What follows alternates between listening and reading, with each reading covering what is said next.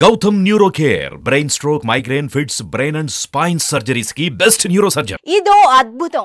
చూస్తే వాహ్ అనాల్సిందే. ఇప్పటి వరకు రాతిపై శిల్పం చెక్కడం చూసాం. చెట్ల ఆకులపై ప్రముఖుల చిత్రాలు, సినీ తారల ఫోటోలు చేయడం చూసాం. ఇంకాస్త ముందుకు వెళ్తే చాక్ పీస్లపై కూడా బొమ్మలు చెక్కడం చూసాం. కానీ ఇప్పుడు ఇది చూస్తే మీరు ఆశ్చర్యపోవాల్సిందే.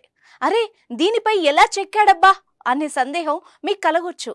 అసలు ఇంతటి కళను చేయడానికి కారణం ఏమిటి అనే విషయాలు ఇప్పుడు చూద్దాం.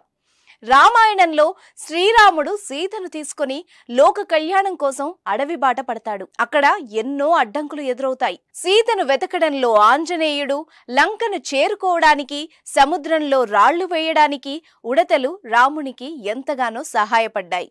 అక్కడ ఒక్కొక్కరు ఒక్కొక్కలా రామునిపై ఉన్న అభిమానాన్ని చూపారు. తాజాగా ఇప్పుడు ఇదే సీన్ రిపీట్ అయింది. ఇదేంటి అనుకుంటున్నారా?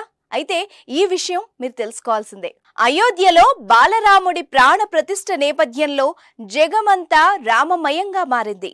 ఈ శుభ సందర్భంగా ఓ సూక్ష్మ కళాకారుడు తమదైన శైలిలో రామభక్తిని ప్రదర్శించాడు. పెన్సిల్ మొనపై అతి సూక్ష్మ హనుమంతుడి కళారూపం చెక్కి ఔరా అనిపించాడు. 2 సెంటీమీటర్ల ఎత్తు, 1.2 సెంటీమీటర్ల వెడల్పుతో మైక్రో ఆర్ట్ చేశాడు వెంకటేష్. 5 గంటల పాటు శ్రమించి అద్భుతమైన కళాఖండాన్ని రూపొందించాడు.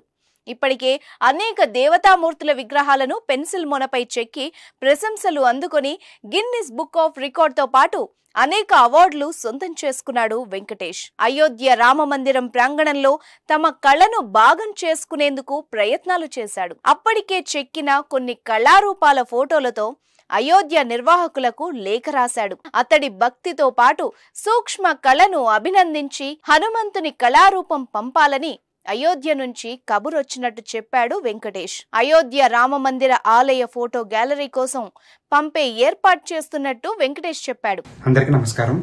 నా పేరు గట్టి వెంకటేష్. నేను సూక్ష్మ కళాకారిని మరియు Guinness book of world record holder. తాజాగా నేను హనుమాన్ ప్రతిరూపాన్ని నేను పెన్సిల్ ముళ్ళపై చేయడం జరిగింది. అది కూడా నేను 6 మిల్లీమీటర్ల వెడల్పు, 20 మిల్లీమీటర్ల పొడవుపై నేను ఆ యొక్క పెన్సిల్ పై చేయడం జరిగింది. నేను చేసిన ఈ యొక్క కళాఖండాన్ని నేను అయోధ్య రామ మందిరానికి ఒక లేఖ రాయడం జరిగింది. సో వాళ్ళు నన్ను దాన్ని అంగీకరించి నా యొక్క ఈ యొక్క కళను అక్కడ పెట్టడానికి వాళ్ళు అంగీకరించారు. తాను చేసిన సూక్ష్మ కళాఖండం అయోధ్యలో భాగమవ్వడం అంతకన్నా గొప్ప విషయం ఏముంటుందని అంటున్నాడు ఈ మైక్రో ఆర్టిస్ట్. అయోధ్యలో రామ మందిర నిర్మాణం కోసం ఎందరో కళాకారులు భాగం అవ్వడం మంచి పరిణామమని రామ భక్తులు అభిప్రాయపడుతున్నారు.